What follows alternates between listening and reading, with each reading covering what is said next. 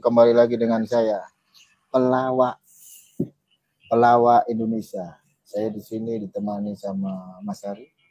Mungkin teman-teman semua sudah melihat sebuah video terbaru dari Ustadz Mualaf Ipung Atria bersama dengan Bang Kei ya teman-teman, dimana mereka memposting sebuah video dengan judul tantangan debat kepada Bapak Esra Soru. Saya pribadi sangat menanti-nantikan debat ini teman-teman, karena Bang Kainama di dalam video tersebut mengatakan beberapa hal.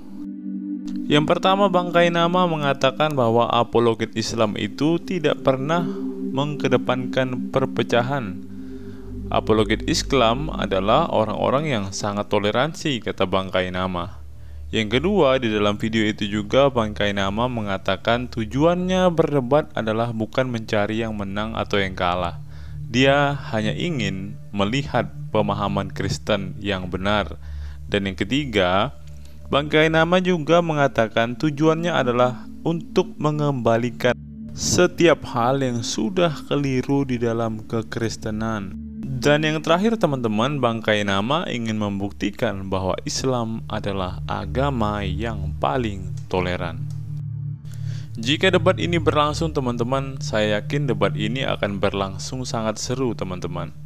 Saya yakin Bang Kainama tidak akan menjadi pelawak seperti temannya yang kemarin itu, Bang Umar yang ngaku-ngaku Yahudi itu teman-teman. Tapi pada kenyataannya Bang Umar ini hanyalah seorang pelawak. Kembali lagi dengan saya, pelawak Indonesia. Saya di sini ditemani sama Mas Ari. Kembali lagi dengan saya, pelawak Indonesia. Saya di sini ditemani sama Mas Ari. Kembali lagi dengan saya, pelawak Indonesia. Kembali lagi dengan saya, pelawak Indonesia. Harapan saya Bang Kei tidak menjadi seperti pelawak juga teman-teman. Saya berharap Bang Kei menunjukkan semua ilmunya, memperlihatkan semua jurus-jurus terbaiknya ketika ia berdebat nanti. Dan saya berharap dia tidak mempermalukan dirinya di dalam perdebatan itu. Kita sudah mendengar sendiri bahwa Bang Umar ini mengakui bahwa ia adalah seorang pelawak teman-teman. Dalam hal ini juga saya akan menunjukkan sebuah lawakan yang dibuat oleh Bang Umar, di mana Bang Umar memposting sebuah video singkat. Video itu berisikan sebuah perayaan karena setelah berdebat ada seorang ibu yang dimualafkan. Kita tahu bersama bahwa seorang ibu yang dimualafkan ini hanyalah sebuah settingan saja teman-teman. Alasannya Pak Esra Soru sendiri mengungkapkan bahwa ibu yang mengucapkan 2 kalimat syahadat itu sudah ada di dalam kelompok para mualaf, di dalam kelompok Donditan dan teman-temannya serta rombongannya itu. Sejak awal ibu itu sudah berada di sana. Dan jika dikatakan bahwa ibu ini adalah seorang yang mualaf ketika mendengarkan perdebatan itu, ini semua hanya sebuah omong kosong. Karena kalau kita lihat di dalam perdebatan itu atau di dalam video itu, ibu ini sejak mulanya sudah menggunakan kerudung, sudah berhijab. Bahkan kalau kita lihat, dia adalah seorang yang fasih ketika mengucapkan 2 kalimat syahadat itu. Tapi anehnya ya teman-teman, Bang Umar ini dengan sangat bangga merayakan, bahkan memposting mualaf hasil settingan ini teman-teman. Keanehan berikutnya teman-teman, ternyata para kadrun tetap saja marah, tetap saja emosi, tetap saja baper ketika kita mengatakan bahwa mualaf yang baru ini hanya sebuah hasil settingan teman-teman. Buktinya ada di video kita yang kemarin teman-teman. Mari kita lihat komentar-komentar Abdul yang kepanasan ini teman-teman. Kita lihat ya. Nah ini salah satunya teman-teman. Settingan, Kalau kesaksian, iya pada settingan, ngaku anak kiai, mondok, juara MTQ, guru ngaji, nama dan alamat palsu. Ada yang ngaku kuliah di Al-Azhar, ditanya alamat waktu kuliah nggak berani nyebutin. Baca Al-Quran salah-salah, itu baru settingan. Nah, inilah Abdul ini teman-teman. Mereka nggak tahu bahwa kualitas para murtadin itu lebih dari para mualaf.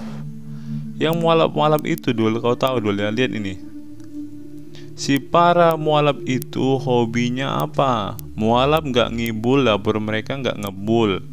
Mereka memang sejak semula sudah diajari tipu daya oleh Allah. Sebaik-baiknya pembuat tipu daya itu, kau baca Al-Quran mudul, Quran surah 3 ayat 54. Nih, yang dilakukan para mualaf tuh apa dul? Lihat ini dul. Kalau nggak ngibul, bohong, membual, bukan Islam namanya. Ini fakta, bukan hoax. Ya inilah Abdul ini, kalau dengar fakta kepanasan mereka. Gua bingung sama Islam. Makanan mereka sehari-hari tidak bisa dilepaskan dari kebohongan. Nah, sekarang lihat dul, siapa sebenarnya yang berbohong? Siapa sebenarnya yang menyembunyikan settingan-settingan? Ayo dul, jawab dul. Kalian yang melakukan hal itu, Abdul. Asal kau tahu ya Abdul, tujuan dari mereka membuat settingan ini adalah supaya nama mereka tidak tercoreng, supaya mereka tidak ketahuan bahwa mereka hanya pelawak. Lihatlah si Umar, ustadzmu itu, dia sudah ngaku kok bahwa dia adalah seorang pelawak. Bismillahirrahmanirrahim. Kembali lagi dengan saya, pelawak Indonesia. Bismillahirrahmanirrahim. Kembali lagi dengan saya, pelawak Indonesia. Jadi ya memang nggak punya ilmu ya. Buktinya dia nggak bisa baca ketika disuruh Pak Esra Soro untuk membaca. Memang Abdul ini ya teman-teman, agak lain memang. Nih, ada komentar seperti ini lagi teman-teman. Ini pasti Abdul juga. Sebegitu kepanasannya Anda kalau ada yang mualaf dibilang settingan. Gunanya otak kan buat berpikir kan. Logikanya kalau itu settingan, otomatis ditonton ribuan orang, bahkan otomatis keluarganya pun mengetahui. Logikanya mana mungkin wanita tersebut berani berbohong. Dan saya kasih tahu lagi, orang yang mualaf harus dilihat dulu identitas KTP-nya untuk memastikan agamanya. Tapi di sini kan Abdul, ketika ibu ini dimualafkan, ketika ibu ini menyebutkan 2 kalimat syahadat, adakah dia menunjukkan KTP-nya? Nggak ada kan Dul? Makanya kalau kamu bilang kami memfitnah, kami tidak pernah memfitnah Abdul. Seperti dikatakan Aristo, sepintar-pintar tupai meloncat ya pasti akan jatuh. Sepintar-pintar kalian menyembunyikan settingan ya pasti akan ketahuan. Abdul. Nah, ini juga Abdul pasti nih teman-teman. Abdul ini bilang begini, jangan samakan dengan agama kalian wahai pentuhan manusia. Ini nih orang-orang yang gak sadar bahwa mereka juga menuhankan manusia. Buktinya Allah saja mendoakan Muhammad, Allah saja bersyahadat. Apakah ini bukan ciri-ciri orang yang menuhankan manusia? Agama kalian suka berdusta dan terprogram tentang menyamar-nyamar, propaganda, tipu-tipu. Kau baca Quran surat 3 ayat 54 Abdul, lihat siapa yang menipu-nipu, siapa yang menyebabkan penipuan. Yaitu, baca sendiri Quranmu ya Abdul. Ingin menyesatkan umat muslim demi ikut agama kalian kan, untuk menuhankan manusia kan. Dengan tipu muslihat kalian akan seperti itu kan. Kami dalam ajaran Islam dilarang dengan cara-cara licik seperti itu untuk nipu orang. Tapi di agama kalian Kristen boleh nipu demi ikut ajaran kalian. Itulah ajaran kalian yang sesungguhnya, ajaran yang memberitakan dengan cara palsu demi kemuliaan Tuhan. Ajaran yang memberitakan dengan cara yang palsu. Kristen kan ajaran tipu, ajaran tidak mengikuti ajaran Tuhan, tapi yang mengikuti ajaran buatan manusia. Kristen kan ajaran buatan Paulus, bukan dari Tuhan, itu Kristen. Yesus tidak pernah kenal yang namanya Kristen, karena Pauluslah yang mendirikan agama Kristen. Nah, benar kan apa yang saya katakan tadi teman-teman? Para Abdul ini lebih senang mendengar hoax daripada kebenaran. Itulah yang menyebabkan mereka kejang-kejang serta kepanasan. Islam itu teroris, radikal, anti toleransi, kemana-mana perang. Apabila sudah ada di dalam Al-Quran, itu kebenarannya datang dari Allah. Itulah kebenaran yang Allah pastikan, tetapkan. Nabinya doyan kawin, nabinya buta huruf. Beliau Rasulullah bisa membaca atau menulis atau buta huruf atau tidak? Tidak. Beliau buta huruf enggak? Enggak lah. Tapi menulis dan membaca tidak bisa.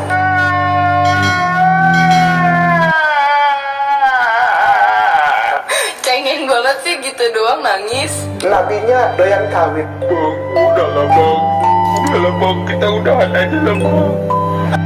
Kepalanya maaf ya, jangan marah. Nakal, nggak tahu ngomong gitu ya. Shalom teman-teman, kembali lagi bersama saya di channel Good News. Di dalam channel ini kita akan membahas tentang iman kekristenan. Segala hal yang bersangkut paut dengan iman Kristen akan kita tuangkan di dalam channel ini melalui setiap video-video yang akan diupload melalui channel ini. Baik itu materi-materi tentang sejarah kekristenan, kesaksian murtadin, debat lintas iman, ataupun berita-berita terbaru dari dalam iman kekristenan. Sebelum mulai videonya, saya mohon dukungan teman-teman untuk menekan tombol subscribe, like, share, dan komen agar channel ini dapat berkembang dan dapat memberitakan kabar baik kepada semua orang.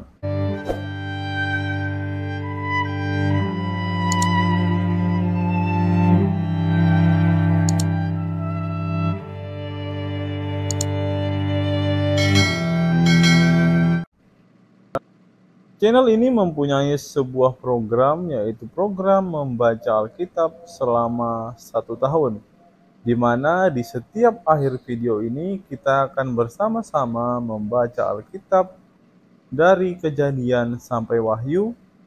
Dalam 1 hari kita akan membaca sebanyak 3 pasal.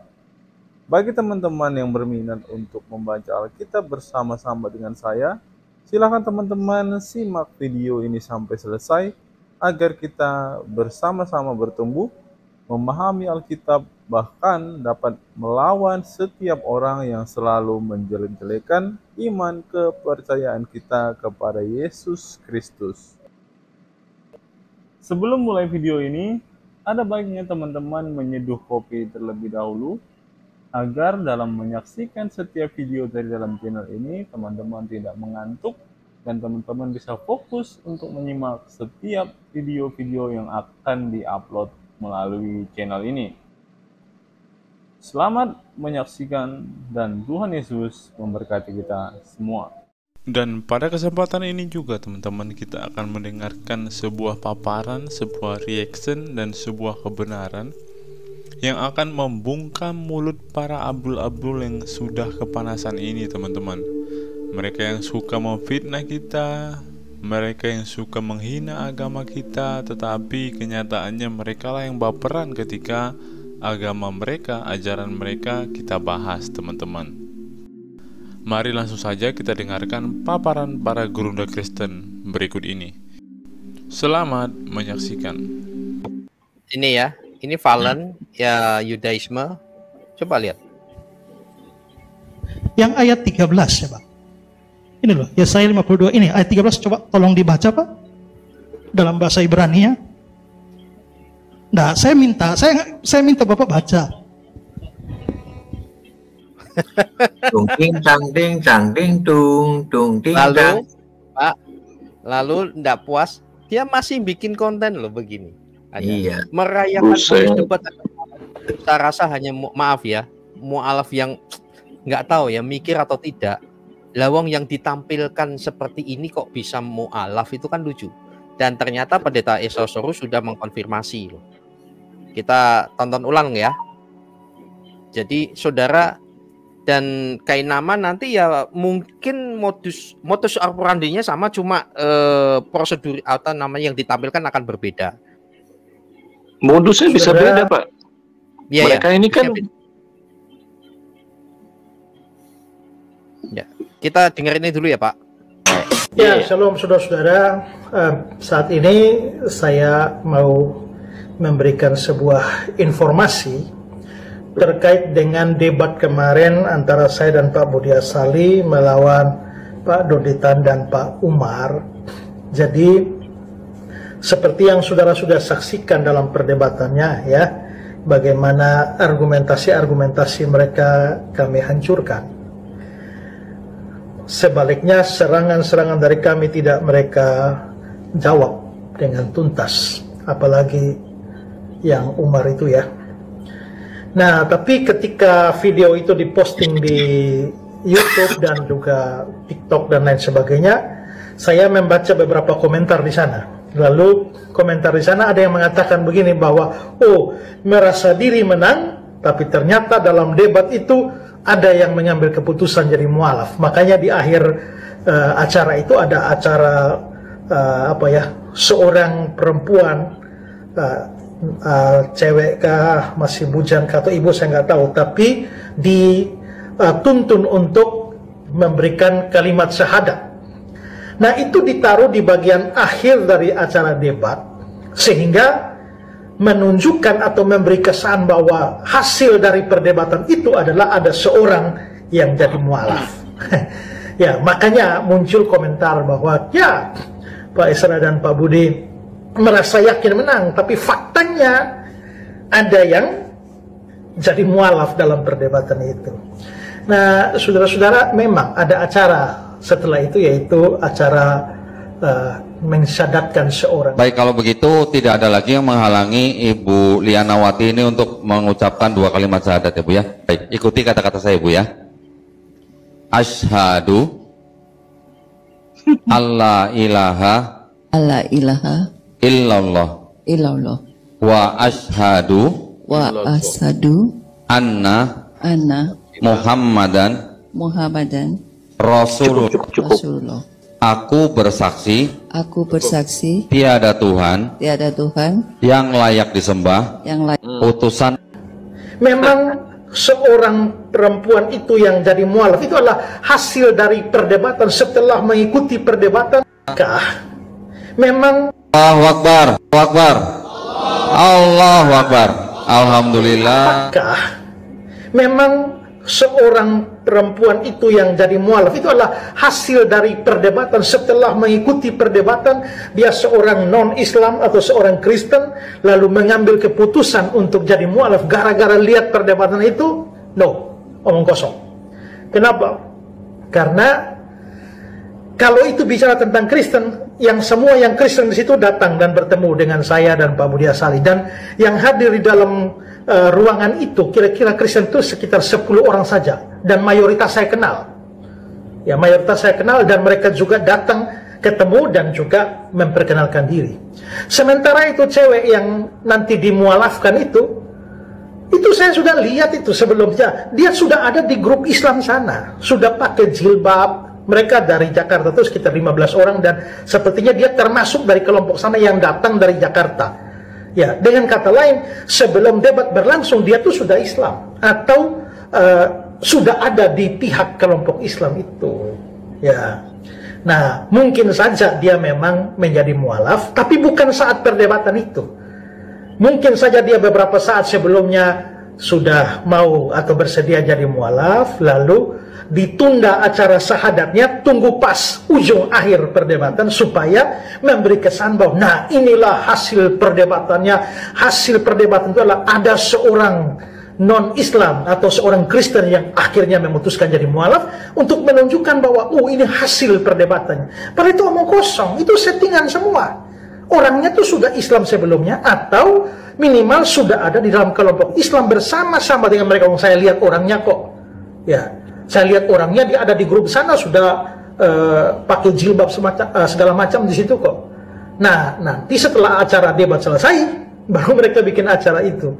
Nah, jadi kalau yang ngomong bilang, wah ternyata gara-gara debat itu ada yang jadi mualaf, nah itu kamu tidak tahu apa-apa yang terjadi di sana. Itu semua settingan untuk menunjukkan seolah-olah mereka berhasil, padahal tidak. Ya, jadi saya yang ada di lapangan dan saya lihat orangnya. Ya, jadi saya menjelaskan ini supaya saudara yang tidak ikut itu mengerti apa yang terjadi di sana. Jadi tidak ada orang yang gara-gara debat itu lalu memutuskan jadi mualaf, saat itu tidak ada. Itu tipu daya omong kosong itu, ya. Saudara, maka terus ajaran Kristen itu beda sekali ya dengan mereka. Kalau mereka itu nggak tahu malu, saudara, nggak tahu malu. Tapi ya laku di sana. Itu yang saya sampai sekarang itu terheri-heri, terharu-haru, Pak Heri. Ya Pak.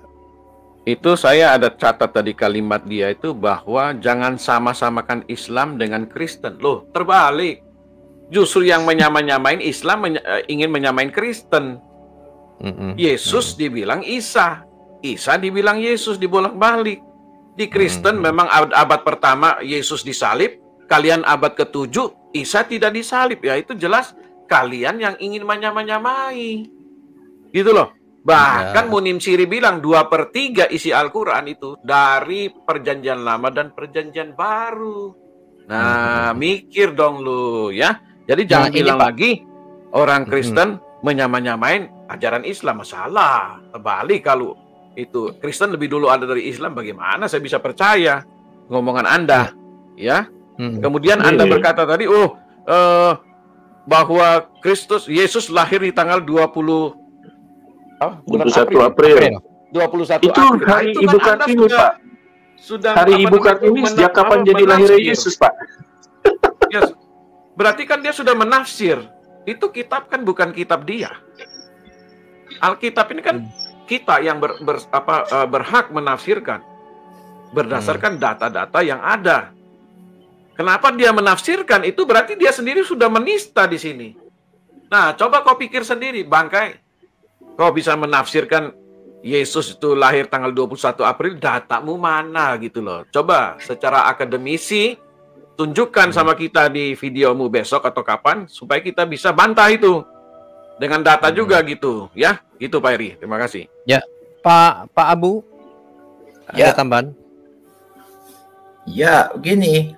Kalau saya juga melihat mengenai popularitas Kainama, Ipung dan Donditan, sebenarnya ini kan sudah terlihat menurun, redup, sudah nggak hype lagi gitu loh.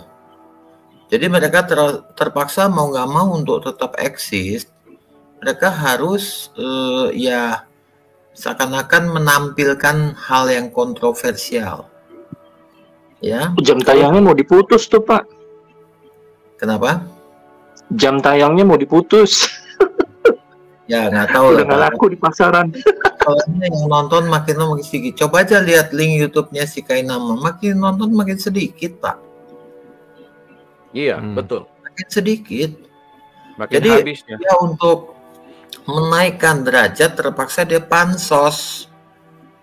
Kan bangga dong mantang debat Esra Soru pendeta besar. Jadi dia nilainya naik di mata donaturnya, MUI segala macam tuh naik gitu.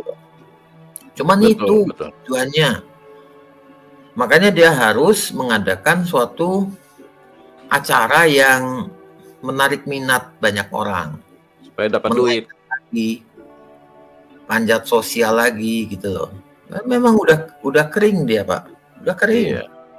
Dulu kan tiap hari dia video ngonten, sekarang mana? Nggak ada. Udah jenuh, Pak. Jenuh, Pak Busubi.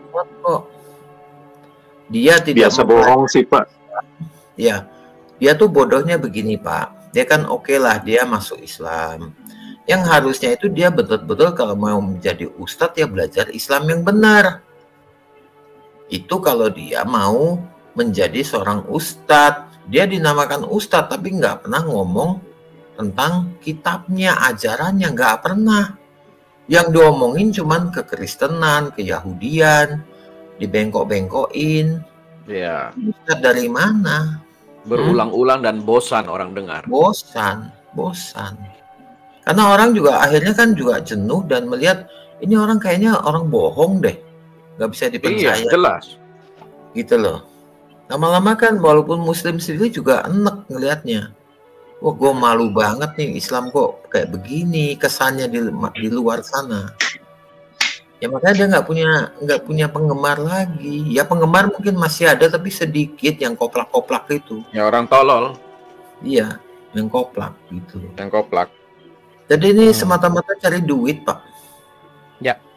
Cari duit. Baik, kita analisa ya apa yang dia katakan. Maka dari itu saya menganalisa ketika pada akhirnya Kainama terlalu banyak mulut. Malah dia sudah terlalu pede. Terlalu pede. Saya rasa Pendeta Esra Soru udah nonton ini, pasti akan membahas 25 Desember versus 21 April. Ya udah, itu kan kayak Pak Esra tuh kayak mendapatkan beliau pegang cobek, lalu Ipung memberikan apa namanya Kainama untuk diulek-ulek di situ gitu ya. Oke. Jadi dari yang dibahas tadi Pak, sudah saya catat yang Pak King David tadi yang disampaikan salah satunya itu. Jadi tema Kainama adalah historical Jesus. Wah, sudah habis nih. Dari judulnya saja. Kenapa saya mengatakan oh habis dia? Oke ya. Lawang ini kan agama jiplakan, Saudara. Ya, dari situ aja udah habis. Nih, catatan saya aduh banyak nih. Nih, dari sini aja. Bahwa dia lupa Kainama nabinya itu lahir abad ke ini. Oke, saya tidak perlu ngulang lagi. Intinya begitu.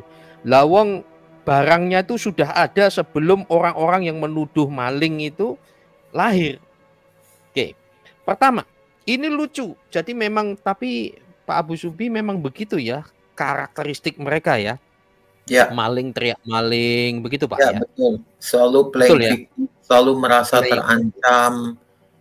Ya, selalu merasa bahwa mereka itu dihina, dia apa. Jadi istilahnya apa ya? Main wardah sindrom gitu, Pak.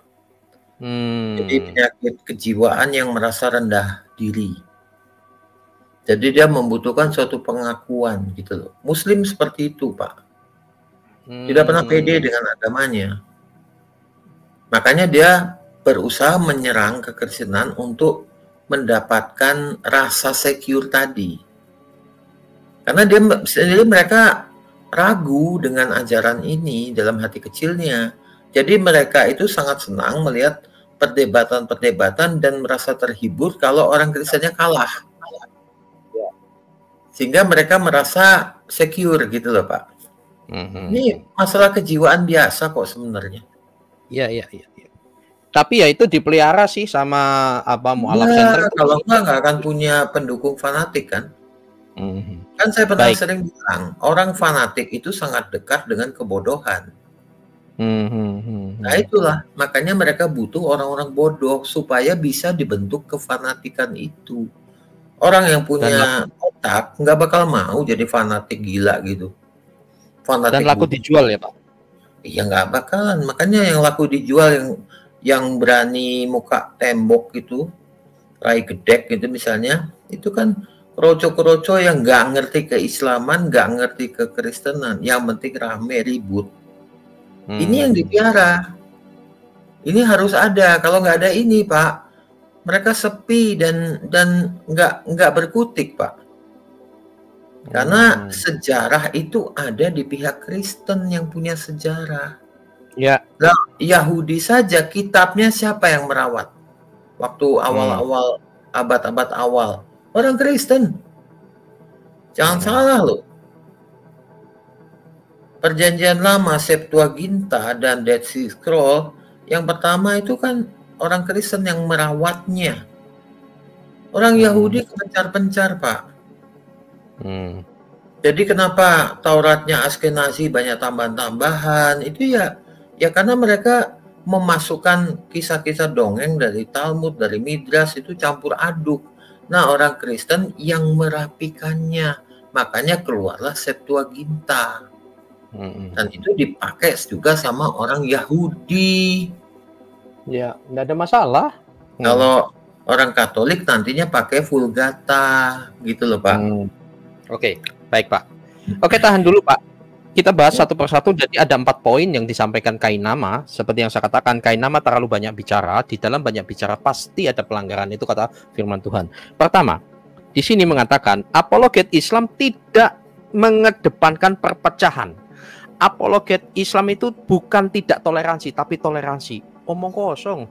Omong kosong. Dia cuma tipu-tipunya bikin lucu ketawa, Pak. Lihat cuma, lihat itu siapa Wafi, ya lihat Wafi, Zuma, ya gerombolan-gerombolan itu yang selalu mengatakan Yesus berkolor, Tuhan kok digantung, kan omongan mereka. Ya, Maria itu pelacur. Belum lagi, Maria dikawini laki-laki umur 90 tahun, Yusuf itu 90 tahun, Maria baru umurnya 10 tahun. Nah, itu siapa yang ngomong? Belum lagi yang ngoceh-ngoceh Rebeka usia 3 tahun dikawinin Ishak. Padahal di Alkitab udah jelas, Rebeka itu wanita dewasa bersama teman-temannya turun ke tempat penimbangan air, sumur. Mereka cari remis. Itu Rebeka, gadis, bukannya anak. Dan mana mungkin anak 3 tahun menimba 1 gayung, karena onta itu Pak, kalau minum itu paling enggak ya 150 liter. Itu 5 botol galon aqua Pak. Kalau ontanya Eliezer itu 10 yang dibawa di Alkitab kan dikatakan 10. Berarti butuh apa? 150 galon aqua. Apa anak 3 tahun bisa menimba itu? Nggak mungkin kan? Kan di Alkitab itu kan Eliezer ketemu di sumur, minta air. Ya. Dia melihat Rebeka yang pertama kali dan dia merasa bahwa ini cocok untuk tuannya. Rebeka, makanya dia langsung cari tahu nantinya. Tapi kan momen Rebeka memberi minum kawanan unta itu sebenarnya momen yang paling penting untuk memvalidasi seberapa besarnya atau seberapa dewasanya Rebeka. Itu orang Kristen harus tahu itu cerita itu. Kalau enggak, Anda melangkok percaya bulat-bulat ocehan orang gila yang mengatakan Rebeka dikawinin sama Ishak pada usia 3 tahun. Anda percaya kalau Anda tidak pernah baca Alkitab. Di Alkitab jelas semua dipaparkan kok. Baca dengan teliti. Oke, tahan dulu Pak. Jadi kita saat ini saudara ya, saya fokus di ini, poin 1 dulu. Apologet Islam tidak kedepankan perpecahan, tidak toleransi. Itu salah kaprah saudara ya. Ini akidahnya mana pernah sih Pak akidah Islam punya toleransi? Saya tunjukkan langsung apa kata kacungnya ini ya. Pancasila. Negara kita ini Pancasila. Satu, ketuhanan yang Maha Esa. Kalau kita berbicara perspektif hukum, Ustadz, selain Tuhan yang tidak Maha Esa, nggak boleh tinggal di Republik ini. Kristen Trinitas. Itu tidak masuk dalam prinsip Pancasila. Kalau kita berbicara perspektif hukum. Tapi karena Islam ini adalah toleransi.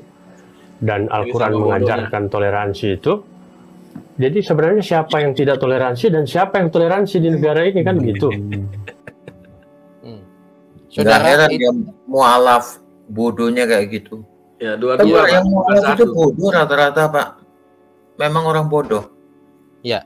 Sementara saudara-saudara, ini Dr. Haidar Bagir AM di depan jemaah di jemaah di masjid itu mengatakan bahwa Trinitas itu tidak syirik. Ya. Trinitas itu bukan syirik. Karena kata Imam Ghazali dalam Trinitas itu 3 Tuhan itu 3 itu difahami sebagai 3 sifat. 1 Tuhan dengan 3 sifat. Makanya disebut Trinitas. Tri dalam unitas.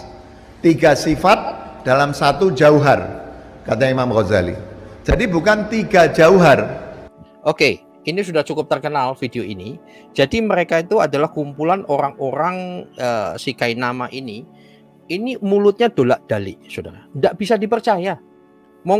Jadi kadang-kadang mengesalkan juga ya, saudara, bahwa apologet Islam, jadi dia mewakili apologet Islam, jadi termasuk Zuma gitu ya, mengedepankan toleransi apanya? Itu belum gereja yang dipecah, dibakar dan lain sebagainya. Okay. Dan juga kacungnya ini juga mengatakan begini. Selama kalian tidak berhubungan dengan iman kami Muslim, ya no problem. Tetapi kalau Yesus Christ atau Nabi Isa dijadikan Tuhan, kami akan gempur terus.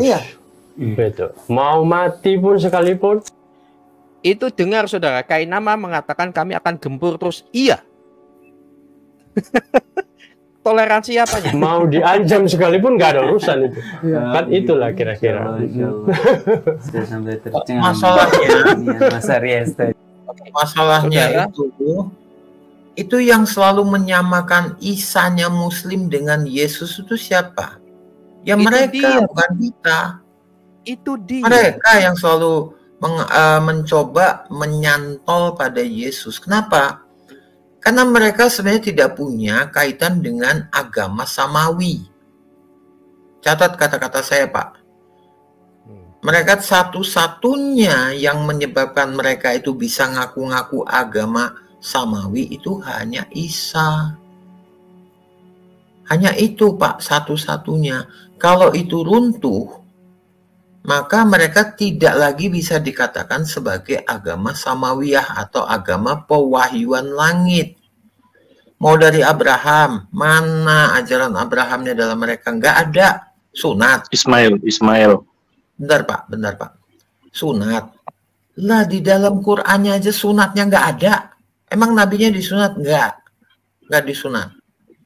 Mereka sunat ini sunat gelap, makanya ada ayat di Qur'annya mengatakan bahwa kamu akan dibangkitkan nanti di hari kiamat, ya, itu dalam keadaan berkulup, tidak bersunat.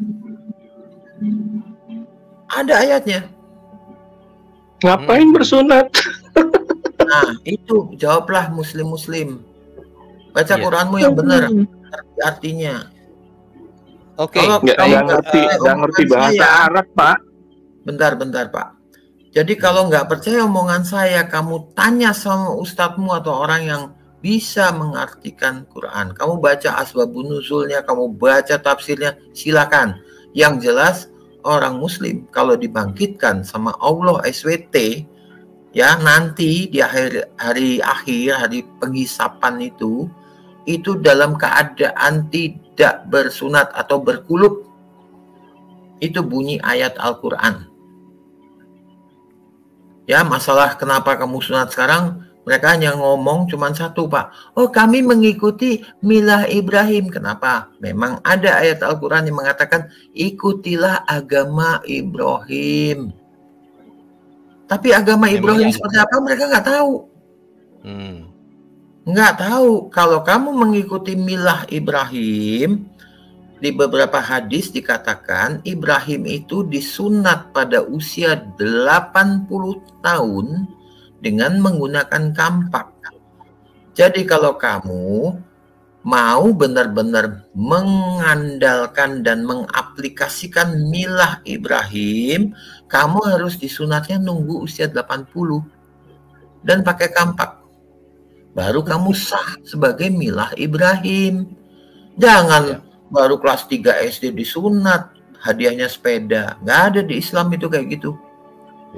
Emangnya Ibrahim disunat dikasih sepeda? Enggak. Mereka nggak ngerti perjanjian sunat itu nggak ada dalam kitab mereka. Nggak ada. Jadi mereka mengatakan, oh Yesus kan disunat. Mereka menganggap bahwa sunat itu perintah Allah kepada seluruh umat manusia. Gitu loh. Anggapan mereka di Qur'annya tidak ada tulisan itu. Nggak ada perintah sunat.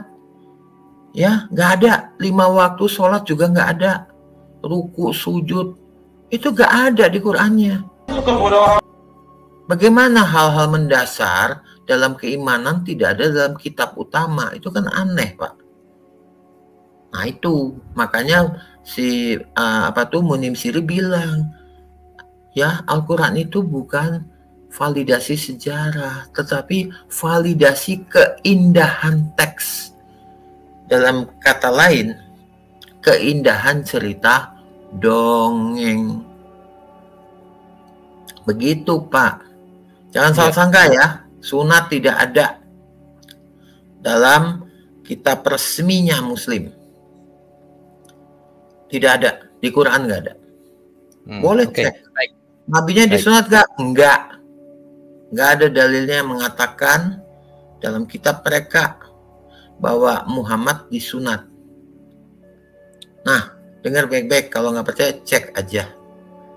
Gitu, Pak Bos.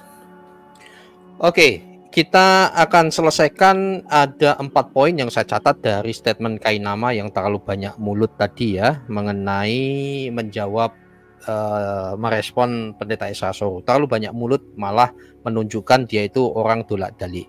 Yang pertama kita udah bahas ya, tidak toleransi. Siapa bilang toleransi? Siapa bilang tidak toleransi?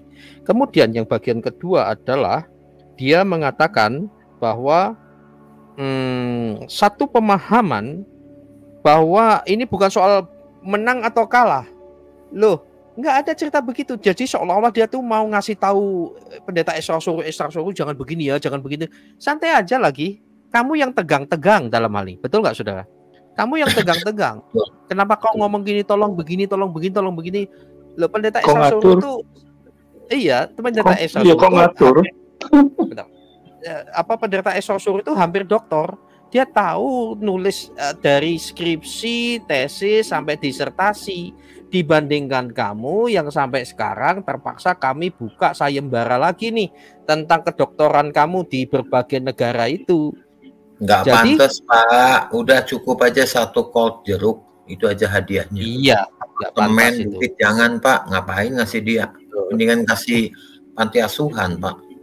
Karena nggak mungkin akan tercapai Pak, nggak akan sampai. Jadi karena bohongnya itu. Oke, terus jadi seperti itu saudara ya.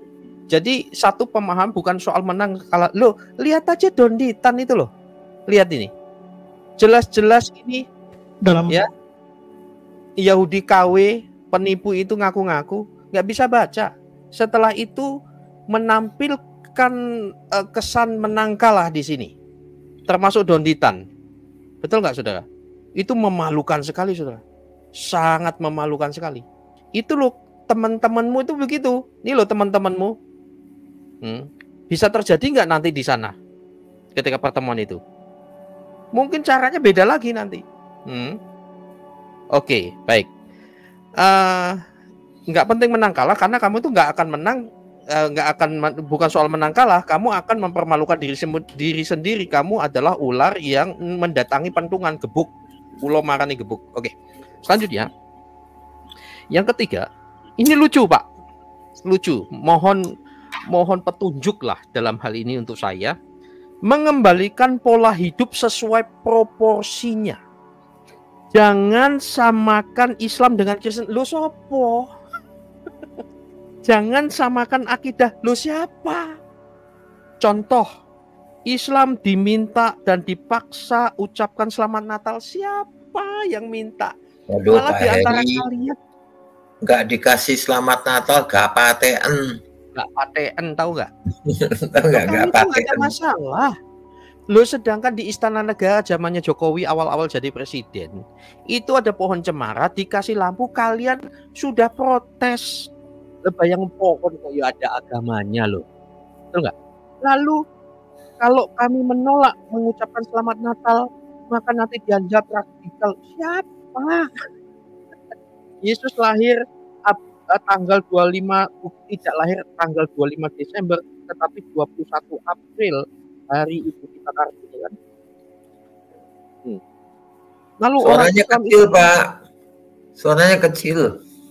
Bilang, oke, tes mic. Oh, bagus. Oke, sudah tes mic. Bagus. Itu mic-nya sampai ketakutan nih sama Pak Heri ini. Iya. Soalnya mulut saya udah buka lebar-lebar hampir ketelan. Iya. Jadi mic-nya ketakutan sama Pak Heri itu, dia menjauh. Iya. Betul. Langsung kena erupsi. Pak Orang Heri Islam toleran. Toleran orang Islam ada sebagian, tapi kalian itu perusak Islam toleran, betul nggak? Coba perhatikan nih. Yang paling panas dengan kenapa terjadi pergeseran yang paling panas dengan Islam dengan Kristen. Katolik pun tidak begitu. Kristen, kenapa? Karena Kristen, maaf nih, ada sesuatu hal yang nampak sangat jelas dipaksakan untuk diterima oleh umat Islam di Indonesia. Memaksakan satu hal, apa itu? Pemahaman tentang satu orang yang ada di dua agama. Sekali lagi, kita jadi masalah nih gara-gara satu orang ini nih. Siapa? Putra Maria. Karena di kita nabi, di sana nabi, tapi dibikin jadi Tuhan. Nah, pemahaman yang berbeda ini. Tunggu. Di sana nabi, dipaksa jadi Tuhan. Loh, Pak Heri, terbalik. Di kita Tuhan, di sana dibikin jadi nabi. Terbalik dia. Iya, ada kita. Ya, ini Pak, kita dengerin ya. Kita jadi masalah nih gara-gara satu orang ini. Isa sama Yesus tuh udah totally beda 1500 tahun, Pak, hidupnya. Ya, kita dengar dulu, Pak. Kita dengar dulu. Siapa? Putra Maria. Isa. Karena di kita nabi, di sana nabi, tapi dibikin jadi Tuhan. Nah, pemahaman yang berbeda ini yang dipaksakan oleh saudara Kristen memang menjengkelkan sekali. Saudara, sabar dulu ya. Jadi saudara, ini manusia ini barangnya itu sudah ada sebelum malingnya lahir gitu. Nangkep nggak saudara? Malingnya belum lahir, barangnya itu sudah ada, Pak. Begitu lahir, mereka framing, itulah mereka. Nangkep ya? Ini gambar ini yang sudah saya jelas-jelas simpel sekali. Dan untuk melihat timeline-nya dalam 2000 tahun itu simpel, saudara. Lowong kita itu udah fix, saudara. Maka dari itu kita itu memiliki progresif longitudinal program yang sama ke sana. Lalu di abad ke-6 ke-7 bayangkan itu Bishop Immanuel ya mengatakan Injil Yohanes saja ditulis kurang lebih tahun 100 ke bawah lah, maksimal 100 atau tahun 90 berapa. 92. Dan Yohanes 92. 92. Iya. Oke ya. Dan dia adalah saksi mata Yesus.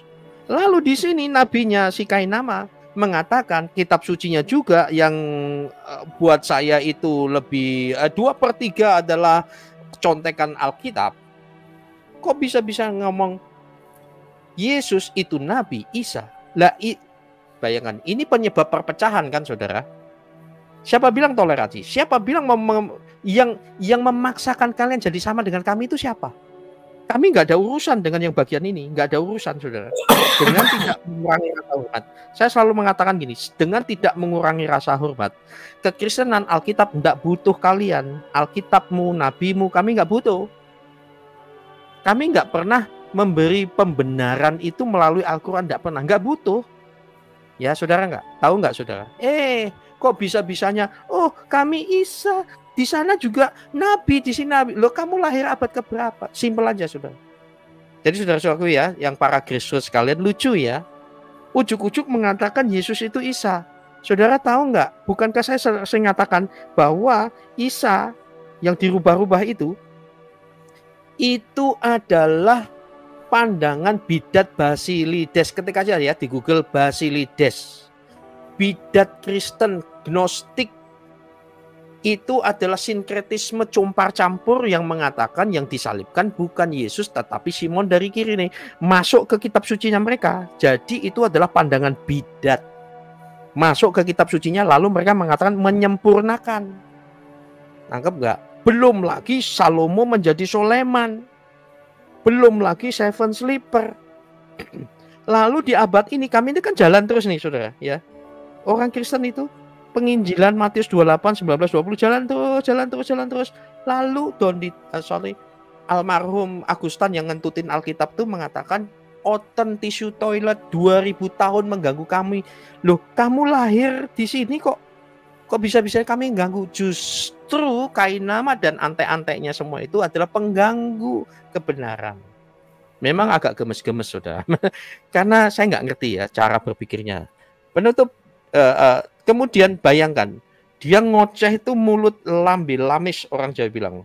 Pak Abu Suwi, lamis itu apa ya? Kok saya lupa-lupa yang paham Lamis maksudnya? itu cerewet tanpa isi. Iya, Merepet lambe, kalau- lamis. Kalau orang Medan bilangnya merepet. Brepet gitu ya. Iya, punya asal Oke. ngomong. Selanjutnya dia ngomong tentang toleransi. Ya. Ini tadi udah nolak loh. Tanggal 25 Desember. Saudara-saudara, ini orang nggak tahu malu. Ini dia. Itu Bayangkan nih. Gini ngomong toleran. yang mencuri istilah baptis itu orang Kristen. Itu antum curi istilah itu. Itu dicuri. Kau curi orang Kristen. Ini kitab curian. Ini kitab curian. Ini kitab curian. Kami umat Islam tidak boleh mencela Alkitab ini, tidak boleh. Kami adalah mengimani apa yang ada di Alkitab ini karena kami khawatir di dalamnya adalah benar-benar firman Allah yang masih terjaga. Anda curi itu? Tahu nggak? Nah, kamu kapan baptis? Istilah ini. Ipung, kapan Kitabnya orang baptisnya kalau Kristen ini yang separuh tuh nyolong dari sini. Nyolong. Saduran gitu. Jadi ya. saya bilang ini kitab Spanyol gitu. Separuh nyolong. Gimana Pak? Bayangkan. Ya, kalau mengimani Injil, Alkitab, kapan baptisnya? Itu dia. Nah, itu pertanyaannya. Maka dari itu saya katakan saudara-saudara ya, barangnya itu sudah ada sebelum malingnya lahir, memalukan sekali. Tapi dia ngomong, oh kembali kepada proporsionalnya, nggak bisa kami nggak pernah menyuruh kalian sama dengan kami. Yuk beda jauh. Ya dari ajaran, lalu teladan Nabi dan Rasul-Rasul kami beda jauh. Nggak akan bisa disamakan. Kok bisa ngomong kami maksa nyaman-nyaman. Jadi ini memang gimana ya? Bingung saya. Nah, bicara tentang toleransi. Kenapa kami umat Islam itu kemudian melakukan dialog tentang agama? Karena kami membela akidah kami. Ini wujud perlawanan kepada kalian yang menyerang akidah kami secara terang-terangan, secara sistematis dan masif. Apa buktinya? Kitab kalian itu kenapa disebut Alkitab? Tuhan kalian kenapa disebut Allah? Ada apa dengan kalian? Kenapa enggak menggunakan istilah kalian sendiri? Kenapa enggak menggunakan istilah Romawi Yunani? Kenapa harus menggunakan istilah Al-Quran? Apa tujuannya coba? Kalau bukan itu serangan akidah. Bagaimana kalau nama Yesus itu saya panggil dengan mengatasnamakan binatang peliharaan saya? Apa bisa Anda terima? Tidak bisa kan? Saya memelihara 2 ekor Yesus di rumah. Apa bisa Anda terima? Apa bisa Anda terima? Tidak bisa kan? Saya memelihara 2 ekor Yesus di rumah. Apa bisa? Kayak nama bagaimana ini temanmu ini? Sekarang kenapa kau tidak menggunakan bahasamu sendiri? Saudara sangat menjijikkan sekali ya. Saya elus-elus dada, tetapi kalau kita tunjukkan prihatin itu mereka jadi gila ya saudara. Nah sekarang bila bicara tentang terjemahan, ngapain lu pakai kata-kata Lord? Kan gitu saudara, simple aja. Belum yang lain.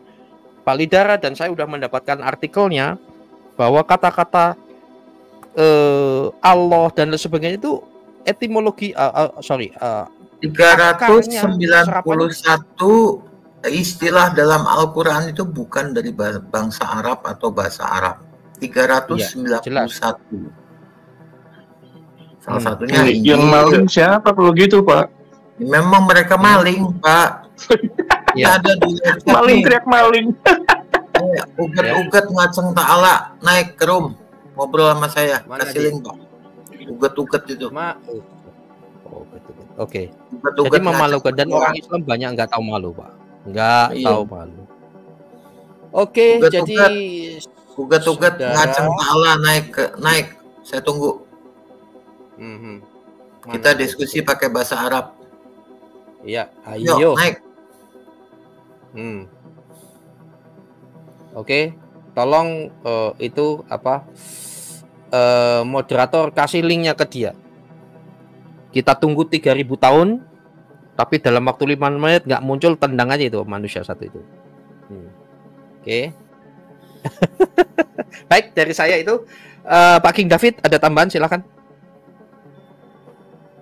Iya, Pak Eri. Kalau mereka kan menggunakan standar janda melulu. Di sisi yang lain mereka butuh dukungan Alkitab.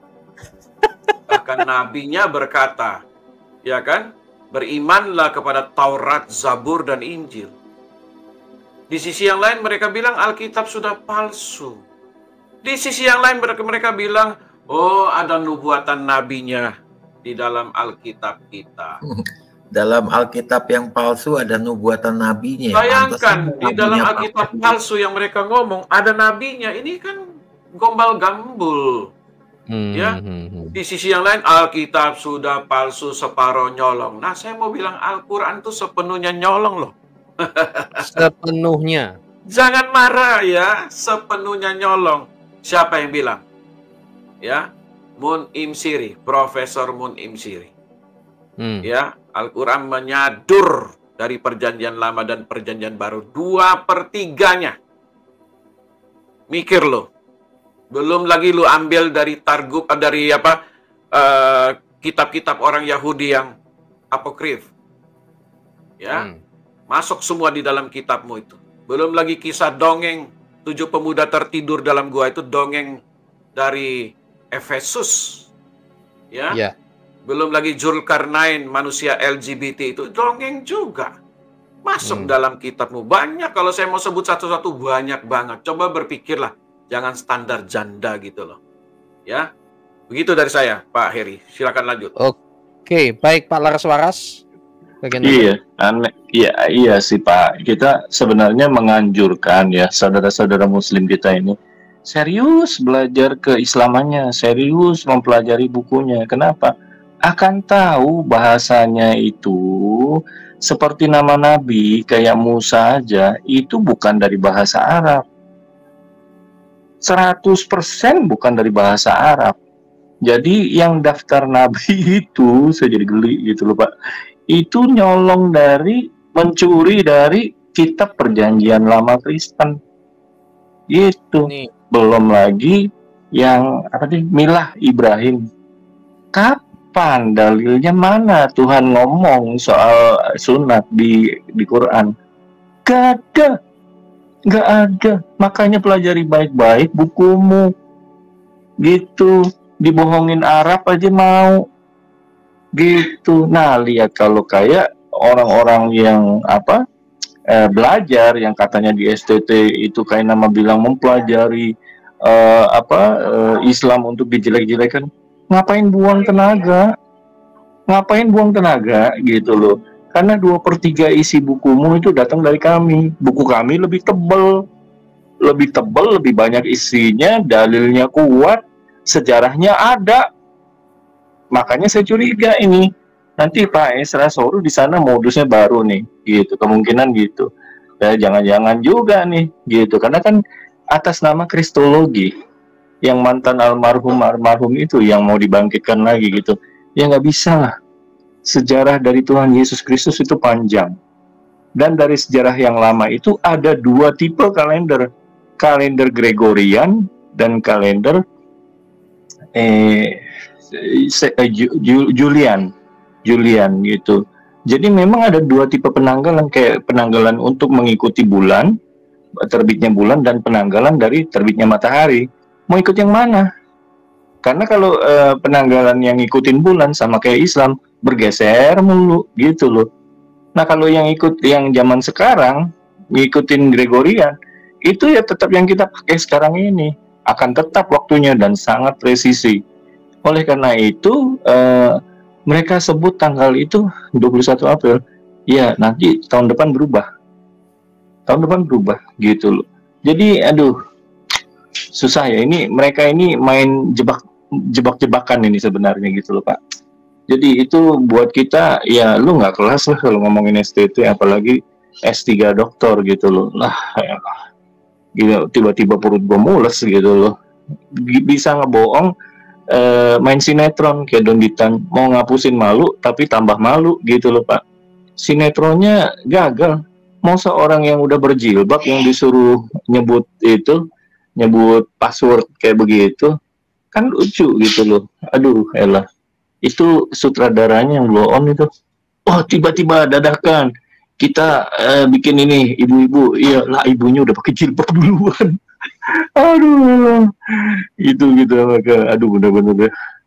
Itu apa ya, artis sinetron yang nggak laku itu Pak. Jam tayangnya mau berhenti itu Pak, kayaknya begitu tuh Pak. Ya, silakan Pak Abu Subi.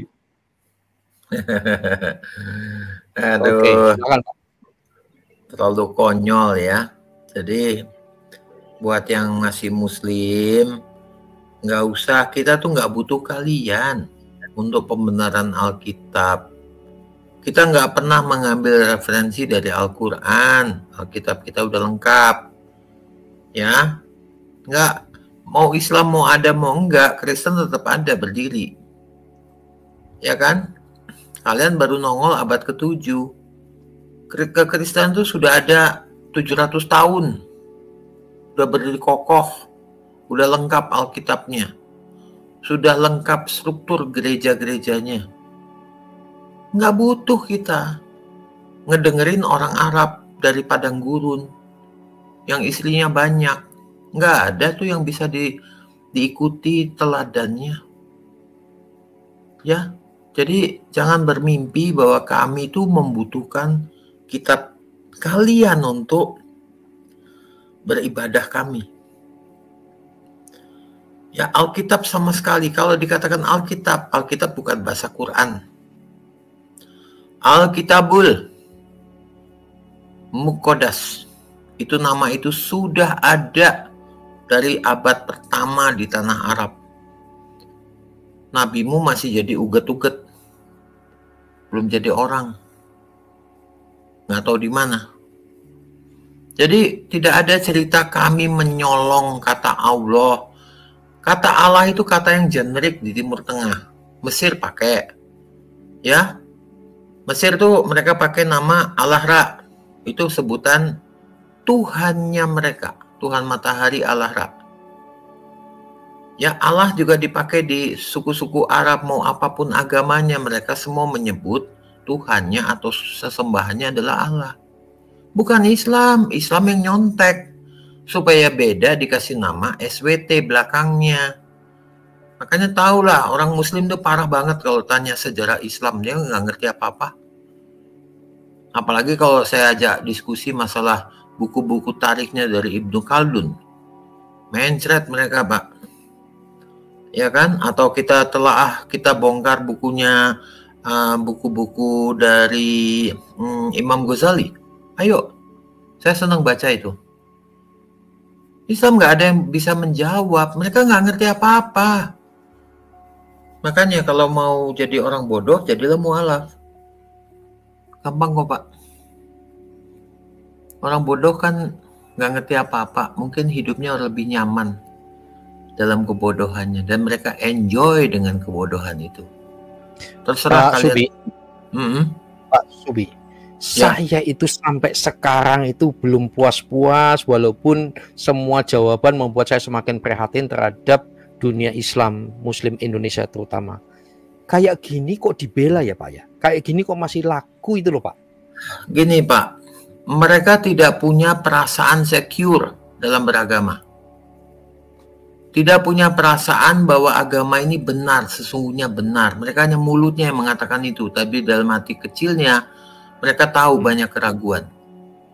Nah, untuk menjaga sekuritas ini atau rasa amannya, rasa ya kayak dikasih candu, ya, supaya tenang, nggak ada apa-apa, Islam itu indah segala macam, dikasihlah para badut ini, badut-badut ini untuk berakting seakan-akan dapat cerita bahwa wah, Islam itu hebat.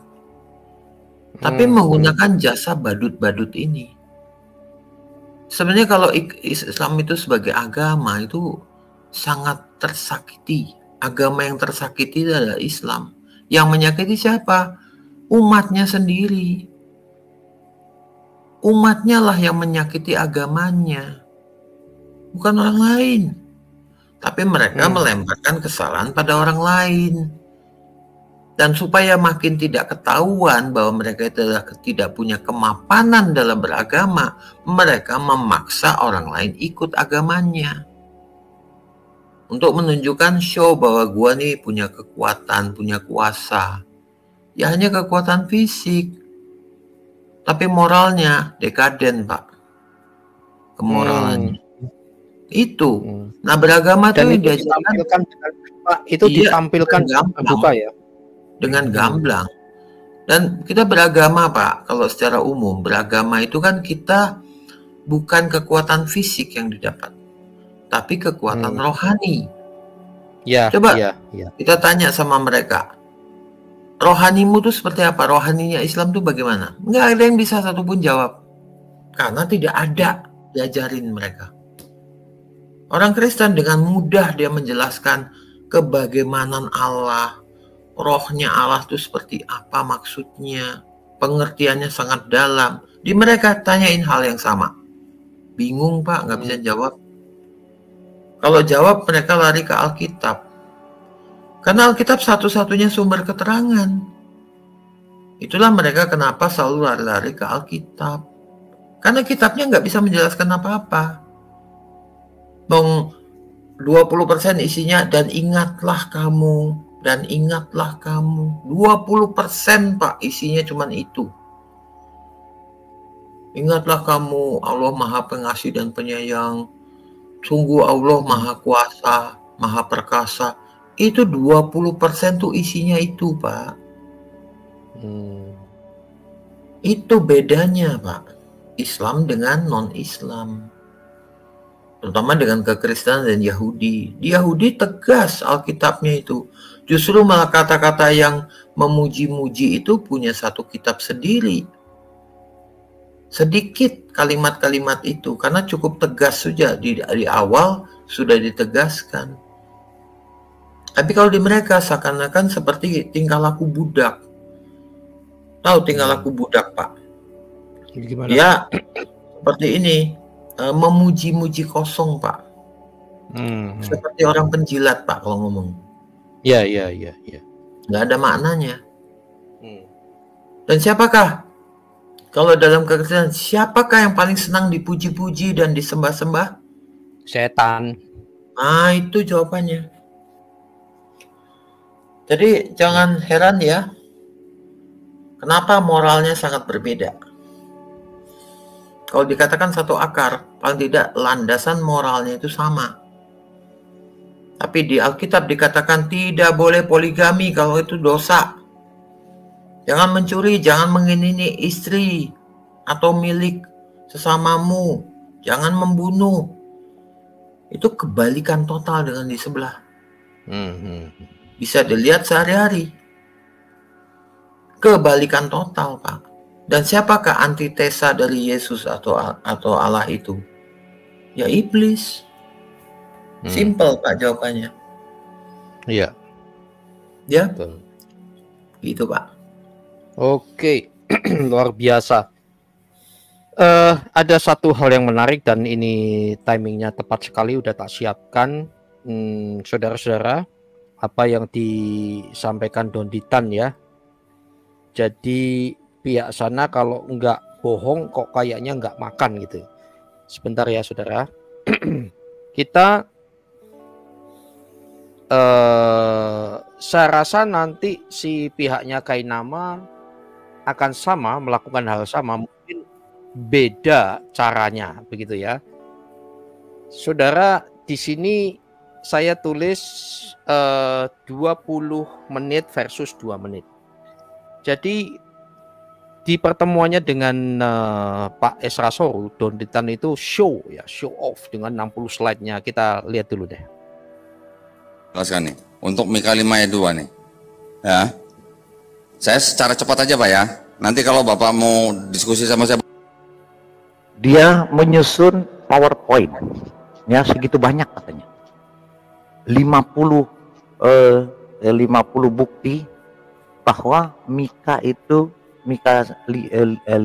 ayat 1 dan 2 itu bukan berbicara tentang tempat kelahiran Yesus, tapi tentang Rut katanya. Rut itu nenek moyangnya Raja Daud. Nanti kita akan lihat siapa Rut dan ada di mana Rut.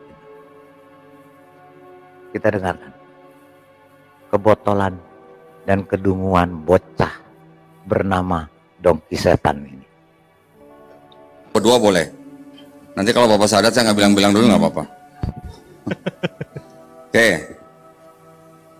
Ini pengantar nih Pak, Mika 5 ayat 2 nih.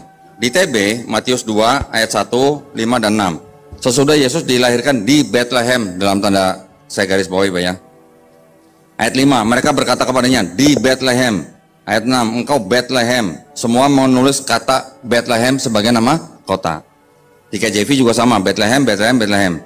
Nah, di sini yang perlu digarisbawahi adalah ada kata-kata apa? Dan engkau Bethlehem, tanah Yehuda, engkau sekali-kali bukanlah yang terkecil di antara mereka yang memerintah Yehuda. Oke. Daud adalah seorang Efrata. Saya mau cari tahu dulu nih, Daud seorang Efrata di mana ya? Kita bandingkan lagi di dalam Mika 5 ayat 1. Kita lihat di perjanjian lama ini.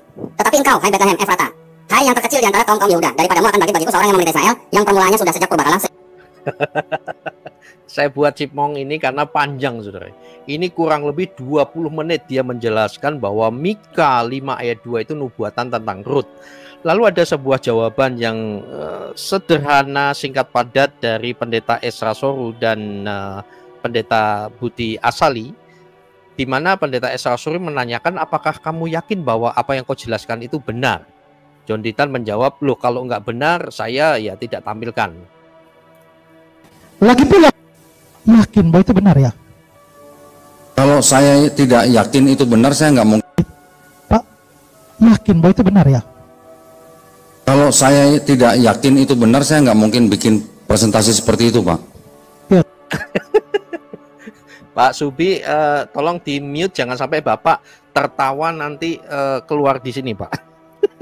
Tenang, Pak. Tenang ya. Nggak, saya bercanda, Pak. Makin tahan ya. Coba kita ikuti ya. Setelah panjang ini kan Pak, Pak Abu, si Umar udah lari ya, udah terpipis itu gara-gara nggak bisa baca. Udah. Dia langsung cari obat kuat. 1 cangkir pipis onta plus 10 ekor lalat. Ya, digantikan sama ibu ini. Kan lucu ya. Nantang-nantang debat, begitu itu diganti ada pemain cadangan. Oke, kita lanjutkan. Saya mau konfirmasi ya, berarti Bapak yakin nih?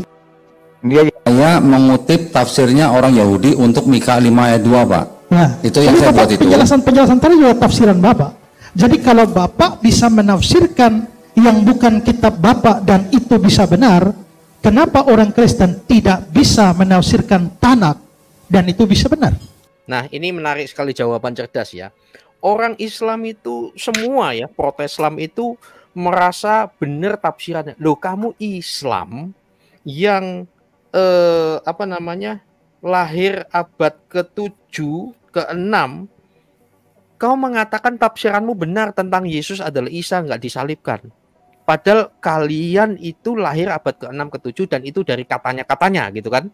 Sementara kitab suci kami ditulis oleh para saksi mata. Loh, kamu aja merasa benar, bagaimana dengan kami? Apa nggak lebih benar? Paham ya saudara ya? Nah, kemudian jawaban menohok dari pendeta Budi Asali. Ini ya. Yang mana diteliti berdasarkan beberapa pendekatan. Udah, dia muter-muter ke sana kemari, pendekatannya malah bikin benang ruwet. Yang sama Rut 100 sebelum Masehi. Nah, sebelum Masehi. Duluan mana Pak? Mika sama Rut ya Pak ya? Duluan mana? Yang ketiga dari sisi pendekatan. Yang pertama dari sisi linguistik, kata Bethlehem tadi kan. Yang kedua dari sisi perspektifnya orang Yahudi. Yang ketiga dari konteks, dan yang keempat dari sejarah. Tadi Pak Budi mengatakan Mika sama Rut ya Pak ya? Duluan mana gitu ya? Betul nggak Pak? Duluan mana Pak Mika sama Rut Pak? Rut itu nenek moyangnya Daud. Iya, duluan mana Pak Mika sama Daud? 1000 tahun sebelum Masehi. Sedangkan Mika itu 700 sebelum Masehi. Rut berapa Pak? Daud saja 1000 tahun sebelum Masehi. Mika itu 700 sebelum Masehi. Jadi Daud saja jauh lebih dulu daripada Mika. Kita dengar dia. Daud, berapa Pak? Berapa Pak? tapi membuat presentasi ya. Kita lihat lagi ya. Sorry ini. Oke. Jadi Kristen Kristen sama Rot ya Pak ya? Duluan mana gitu ya? Betul nggak Pak? Duluan mana Pak? Berapa Pak? Daud saja 1000 tahun sebelum Masehi. Mika itu 700 sebelum Masehi. Jadi Daud saja jauh lebih dulu daripada Mika. Lah Rut ini nenek moyangnya Daud. Nenek buyutnya kalau saya tidak salah. Jadi mungkin sekitar 1100 1200 sebelum Masehi. Berarti sekitar 4 atau 5 abad sebelum Mika. Jadi udang rebus. Inilah keledai dungu. Baru dia kita lihat lagi.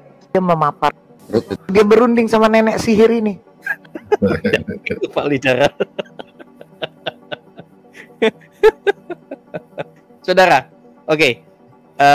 Sabar Pak. Ini ya, saya ini dulu. Saudara perhatikan. Ketika saya live bersama Pak Lidara, ketika nonton itu saudara, langsung ingat saudara, dunia informasi hanya sejauh jempol. Ini tertulis 20 versus 2 menit. Maksudnya gini, Donditan yang menjelaskan panjang dan lebar, saya tidak perlu selesai Donditan menjelaskan itu, yang ruwet kesana kemarin nggak jelas. Kalau orang Islam kan wah, seperti bapak-bapak yang ini Pak, waktu ada orang Arab reportase tentang sumur pompa pakai bahasa Arab, bapak-bapak itu amin amin amin dikira sembayang. Nah, saudara tahu 20 versus 2 menit maksudnya Donditan mengecipris tentang Mika 5 ayat 2 ini dalam waktu tidak sampai 2 menit. Saya sudah bisa menggambar timeline yang sederhana ini. Mika 2 ayat 5, Mika itu lahir atau hidup antara tahun 742 sampai 735 sebelum Masehi. Ya, kekristenan di sini saudara. Ya. Pak Heri. Ya. Berarti saya boleh dong menubuatkan ada Patih Gajah Mada. Ya boleh Pak. Ya, itu bukan nubuatan Pak. Jadi kalau nubuatannya Muhammad itu menubuatkan apa yang sudah terjadi. Kalau di Kristen itu nubuat itu, saudara, nubuat itu adalah future, progres ke depan, di depan. Janji, dan itu tentang Yesus. Bukan ramalan, tapi janji. Bukan ramalan dan bukan laporan, betul nggak? Maka dari itu ketika Quran menceritakan tentang penciptaan dan lain sebagainya, loh itu kalian hanya meng-ATM amati tiru modifikasi. Dan kalian mengatakan itu menyempurnakan, malah mengamburadulkan, itu bisa dibuktikan. Oke, jadi Mika tahun ini, saudara-saudara. Lalu Daud, ingat, Daud tahun 1040 sampai 970. Maka dari itu ada hadis yang mengatakan ada seorang raja bernama Daud, raja Israel bernama Daud yang akan membunuh Isa. Ini lucu. Ya, pasti itu jin. Lalu lucu, Rut ini abad ke-11 sebelum Masehi, 1100 sebelum Masehi. Sementara Mika di sini, saudara, Mika. Nah kan lucu, nggak ada nubuatan ke belakang tuh nggak ada. Loh, ini lucu. Ya, ini salah. Ini saja sudah itu nggak teliti dengan sebelum Masehi. Itu dia. Di situ dia salah. Loh, itu dia mengatakan salah nenek sihirnya Pak. Preferensinya si nenek sihir sih Pak. Dia nggak sekolah STT Pak. Bingung ya. Bahkan Donditan mengatakan oke Pak Esra tunggu nanti saya jawab. Nggak perlu. Saya saudara dalam waktu 2 menit udah bisa menjawab kau salah gitu ya. Dan sekarang seperti yang saya katakan saudara-saudara, dunia informasi dan pengetahuan hanya sejauh jempol. Coba perhatikan, klik saja. Nih, referensi saya tadi nggak ngawur saudara ya. Mulai dari siapa? Siapa ini? Mulai dari Mika. Oke. Mika, perhatikan. Mika bekerja ketindis. Walah. Sabar. Nih. Mika. Oh, ketindis ya. Ah, ini dia. Nih. Mika ada jin mengganggu tangan saya. Ya. Diklik dulu, jangan hanya cuman di hovering, diklik dulu, nanti balik ke depan. Diklik dulu supaya dia kekunci di situ, Pak. Ya, ya, oke. Nah, Ini ada. ya. Oke ya. Loh, sama Pak. Sebentar, sabar. Nah, ini dia. Oke, baiklah. Inilah ya. Mika bekerja pada zaman Yotam. Tahun berapa ini, Saudara? 7 sekian, kurang lebih. Lalu Daud. Nih. Daud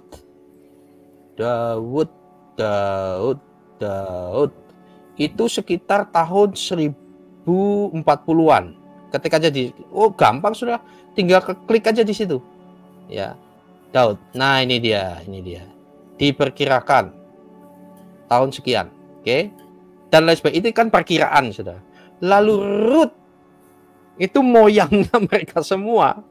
Ya, Rut sekitar abad ke-11 kurang lebih. Boas. Setuju ya? Betul ya, Saudara? Jadi Saudara, please lah. Sekarang nggak bisa bohong, nggak boleh bohong. Jangan bohong, Saudara. Orang bohong ya, Saudara, dalam bidang apapun termasuk kita para rekan-rekan pelayanan, udahlah apa adanya. Sebab apa, Saudara? Tinggal klik.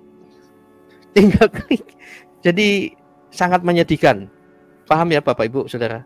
Dalam waktu tidak sampai 2 menit loh, itu bisa mematahkan argumentasinya si Don Titan tadi, yang 60 slide, yang kesana kemari itu, menyedihkan.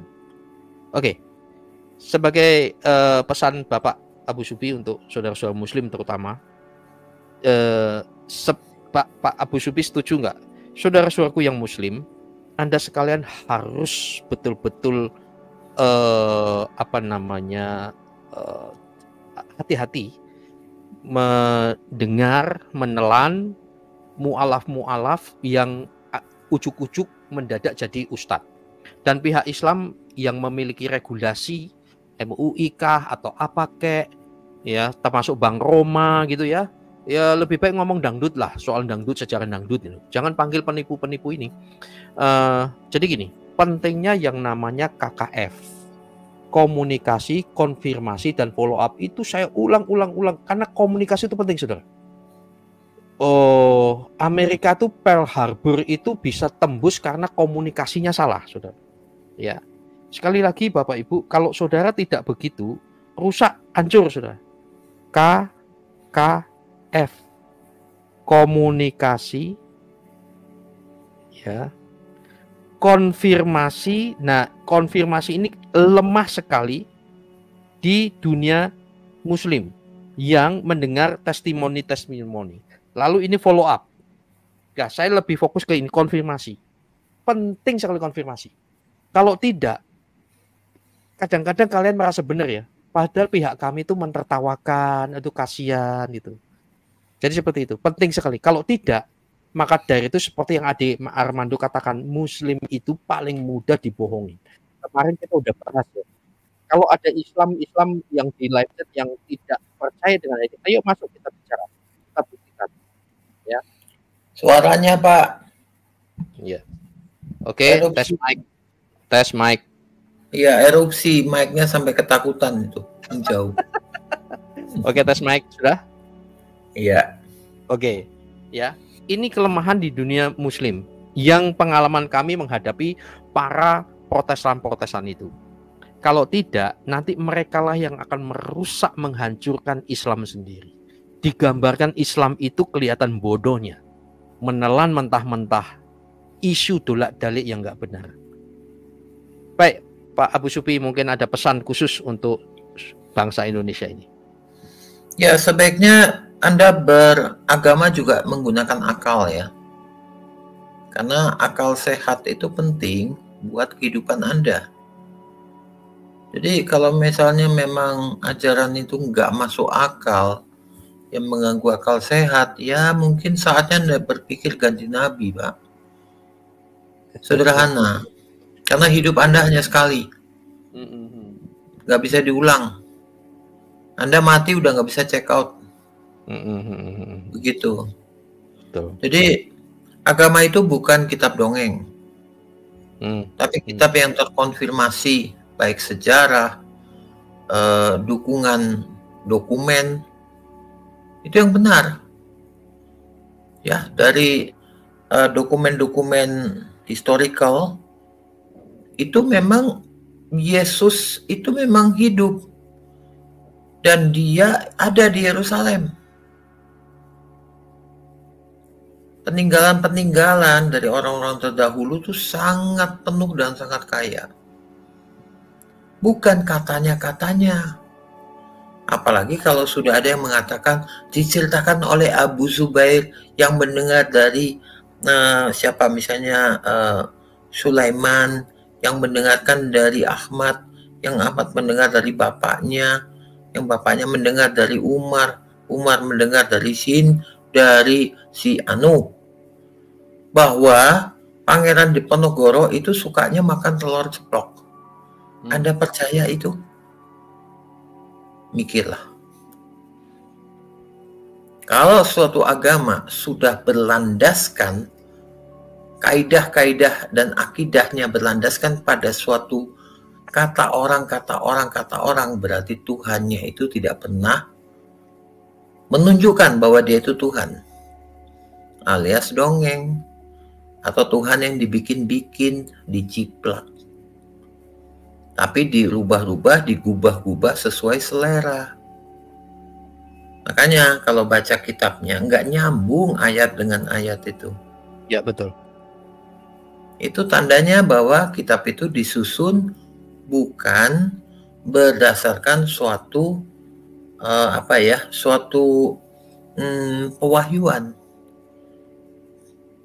Pertanyaannya sederhana sekali, kenapa ayat yang pertama turun, Iqra segala macam itu, kok sekarang jadi surah ke-96, bukan surah pertama? Harusnya surah pertama dong logikanya.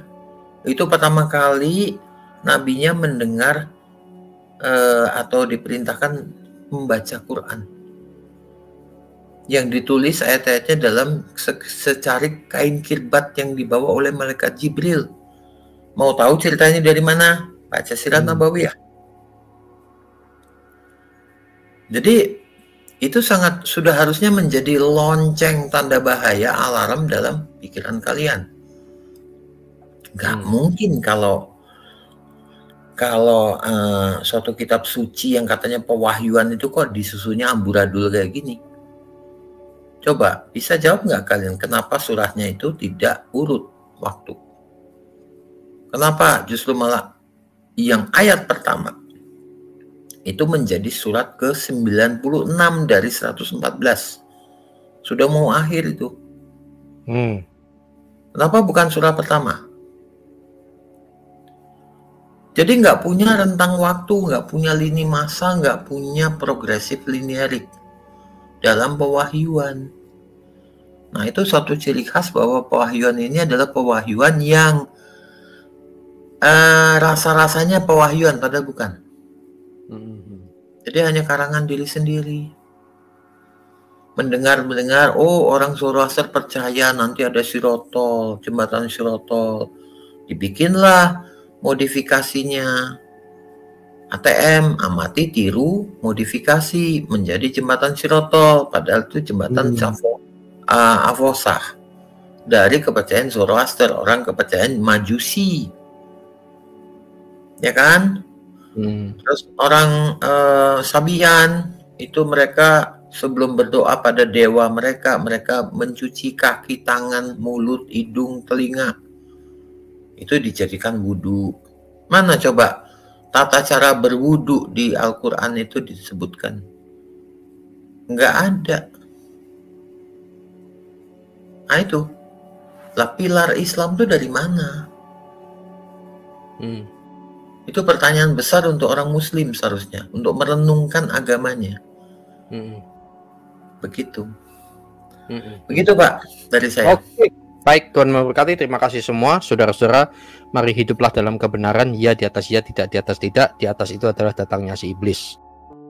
Sekian video kita hari ini teman-teman. Kiranya melalui video ini kita semua diberkati.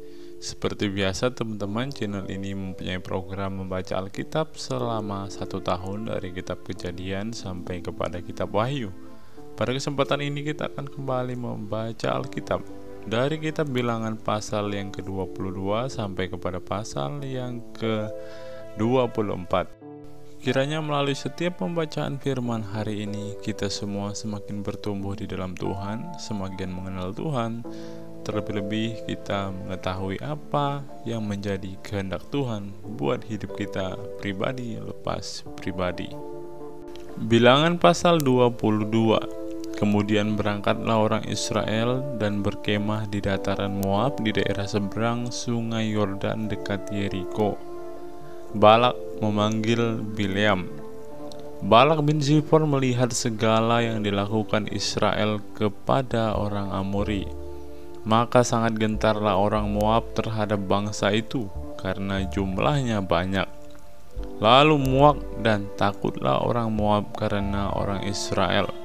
Lalu berkatalah orang Moab kepada para tua-tua Midian, tentu saja laskar besar itu akan membabat habis segala sesuatu yang di sekeliling kita, seperti lembu membabat habis tumbuh-tumbuhan hijau di padang. Adapun pada waktu itu Balak dan Zifor menjadi raja Moab. Raja ini mengirim utusan kepada Bileam bin Beor ke Petor dan di tepi sungai Efrat ke negeri teman-teman sebangsanya untuk memanggil dia dengan pesan,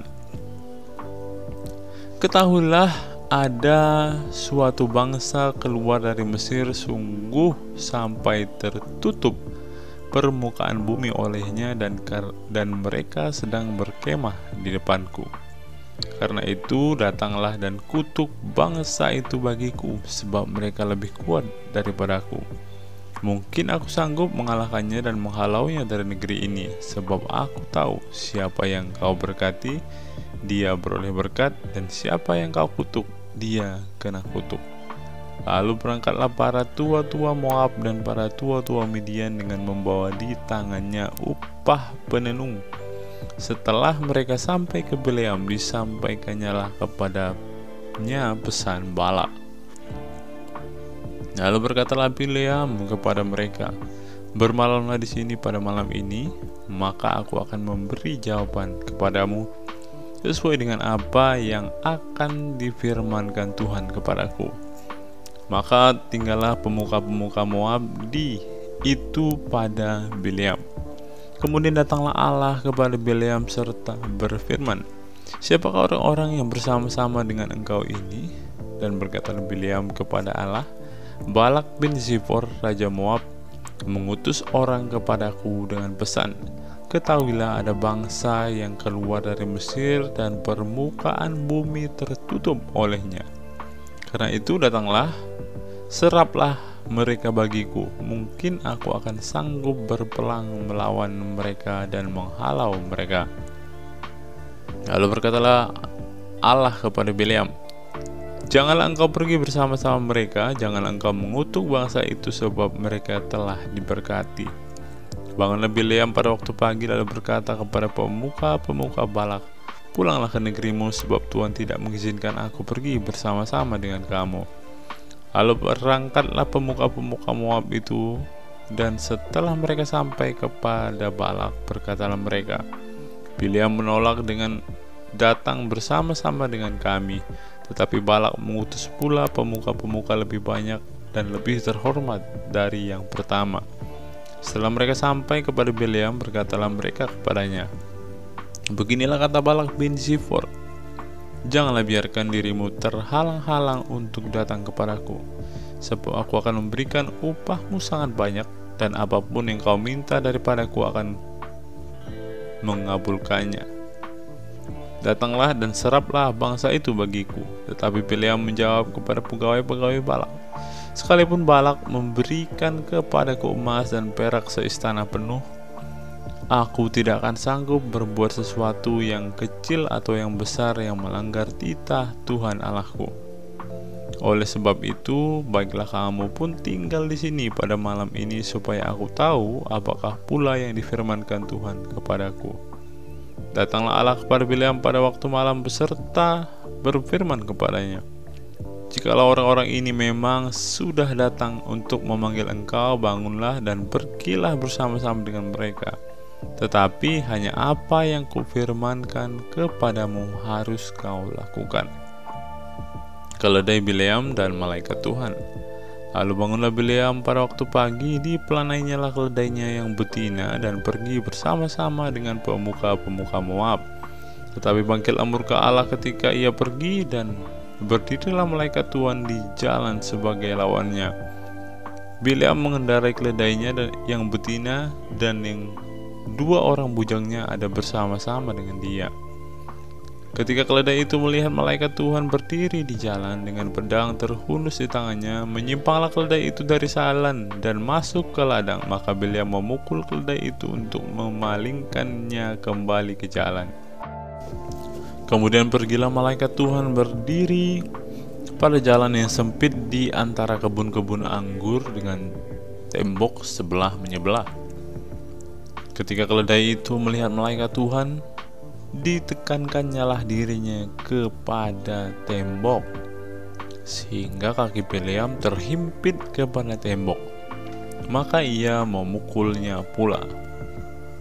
Berjalanlah pula malaikat Tuhan terus, dan berdirilah ia pada suatu tempat yang sempit, yang tidak ada jalan untuk menyimpang ke kanan atau ke kiri.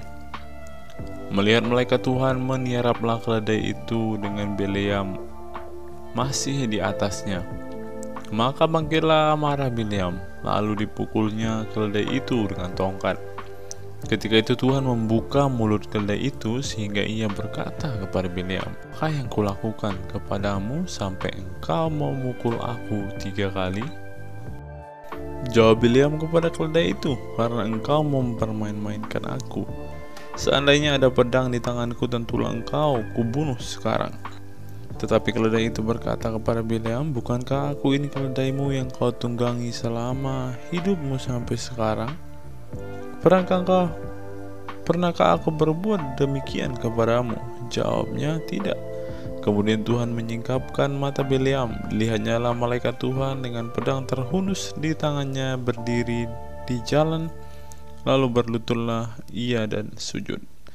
Berfirmanlah malaikat Tuhan kepadanya, "Apakah sebabnya engkau memukul keledaimu sampai 3 kali? Lihat, aku keluar sebagai lawanmu, sebab jalan ini pada pemandanganku menuju kepada kebinasaan.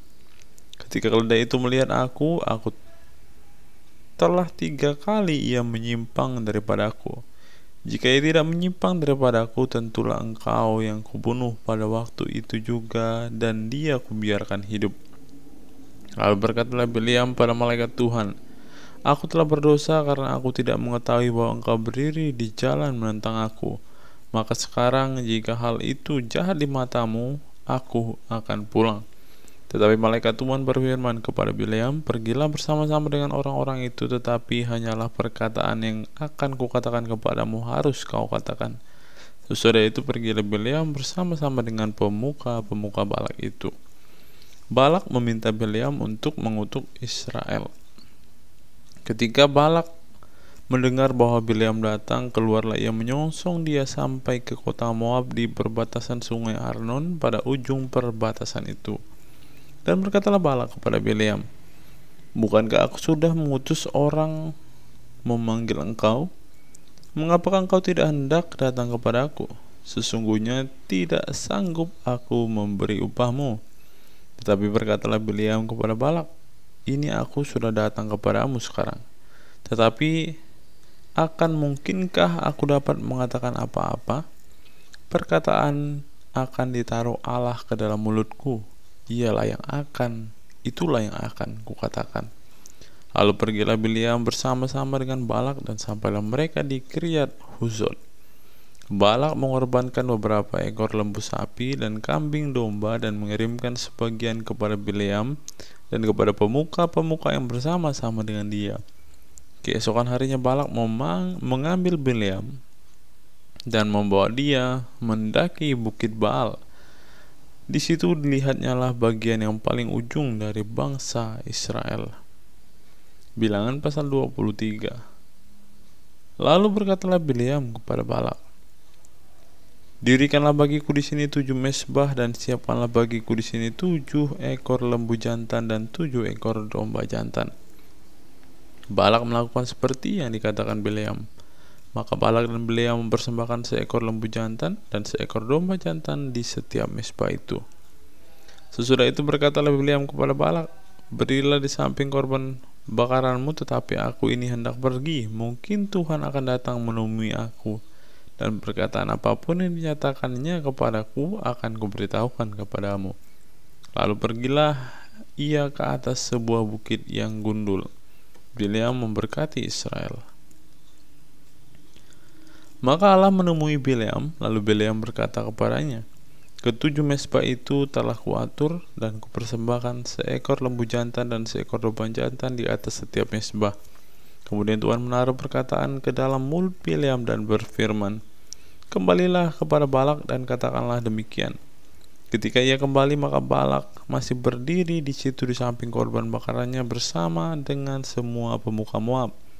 Lalu Bileam mengucapkan sajaknya, katanya, dari Aram aku disuruh datang oleh Balak raja Moab di gunung-gunung sebelah timur. Datanglah, katanya, kutuklah bagiku Yakub, dan datanglah kutuklah Israel.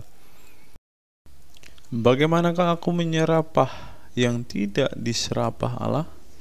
Bagaimanakah aku mengutuk yang tidak dikutuk Tuhan?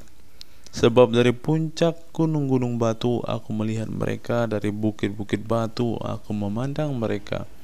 Lihat, suatu bangsa yang diam, tersendiri dan tidak mau dihitung di antara bangsa-bangsa kafir.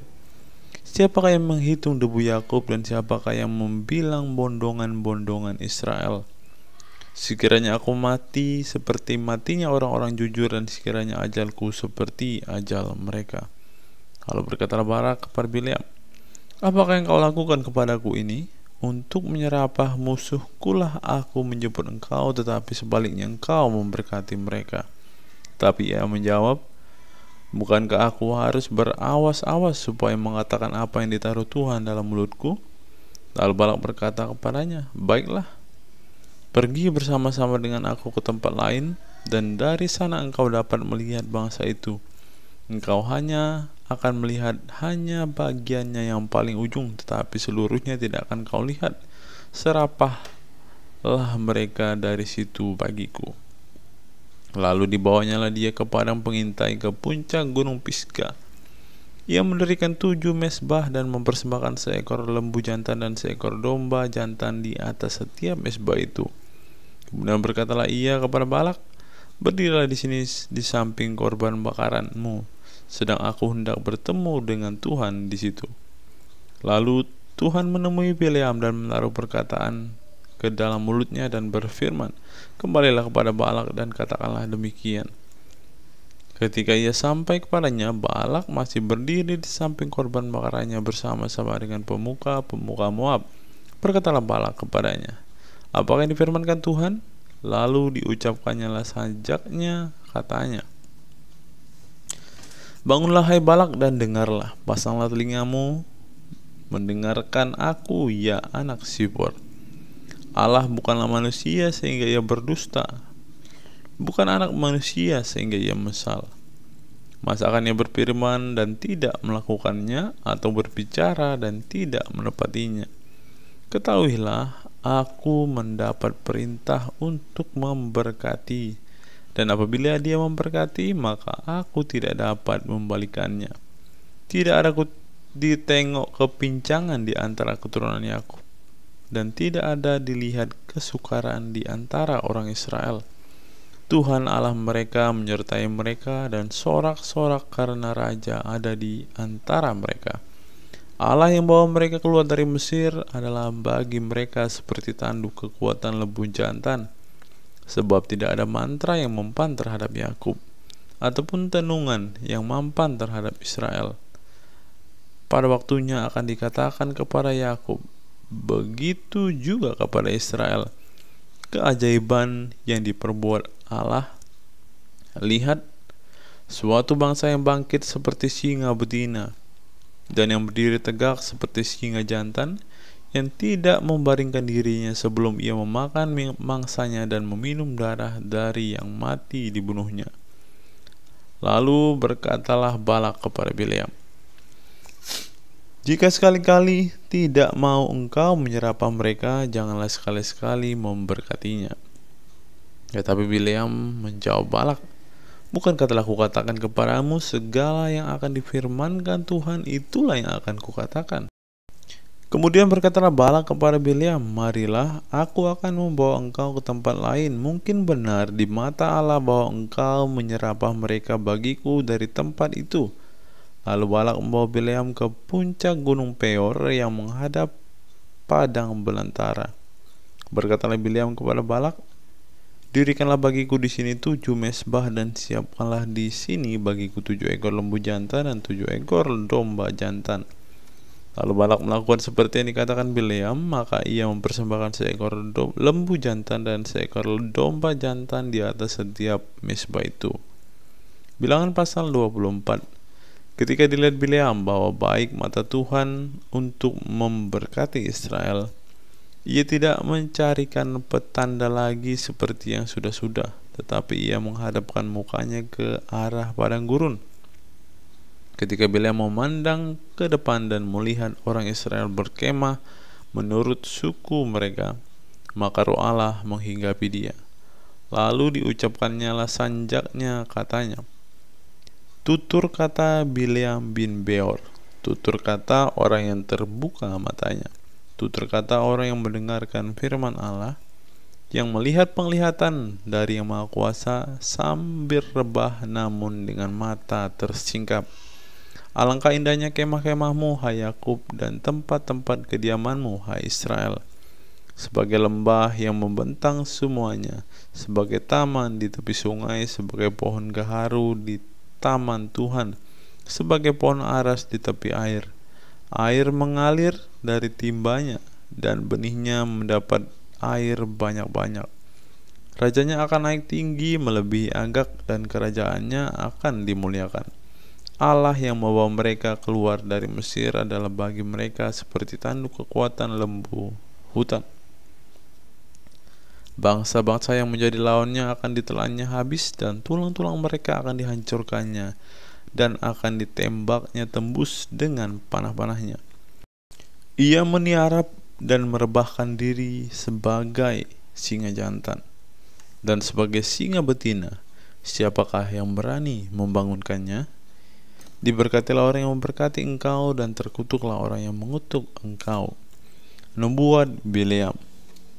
Lalu bangkitlah amarah Balak terhadap Bileam, dan dengan meremas-remas jarinya berkatalah ia kepada Bileam, untuk menyerapah musuhku aku memanggil engkau, tetapi sebaliknya sampai 3 kali engkau memberkati mereka. Oleh sebab itu nyala engkau di tempat kediamanmu. Aku telah berkata kepadamu, aku telah bermaksud memberi banyak upah kepadamu, tetapi Tuhan telah mencegah engkau memperolehnya. Tapi berkatalah Bileam kepada Balak, bukankah telah kukatakan juga kepada utusan-utusan yang kau kirim kepadaku, sekalipun Balak memberikan kepadaku emas dan perak seistana penuh, aku tidak akan sanggup melanggar titah Tuhan dengan berbuat baik atau jahat atas kemauanku sendiri.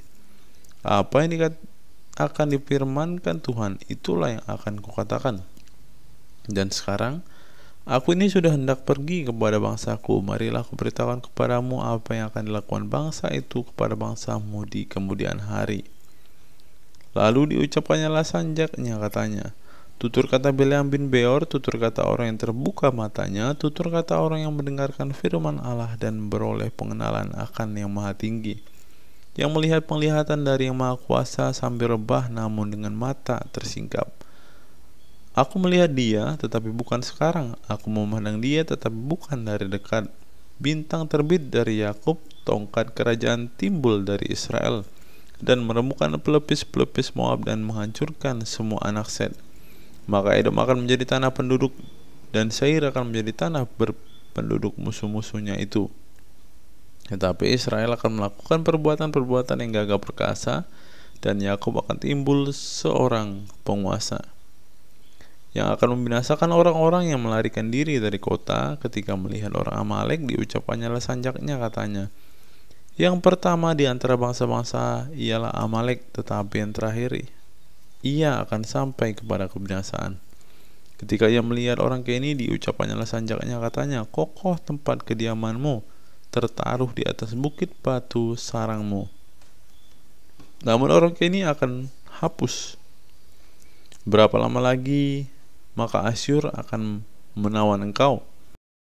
Diucapkannya juga sanjaknya, katanya, celaka, siapakah yang akan hidup apabila Allah melakukan hal itu? Tetapi kapal-kapal akan datang dari pantai orang Kitim, mereka akan menindas Asyur dan menindas Heber. Lalu ia pun juga akan sampai kepada kebinasaan. Lalu bersiaplah Bileam dan pulang ke tempat kediamannya, dan Balak pun pergilah juga.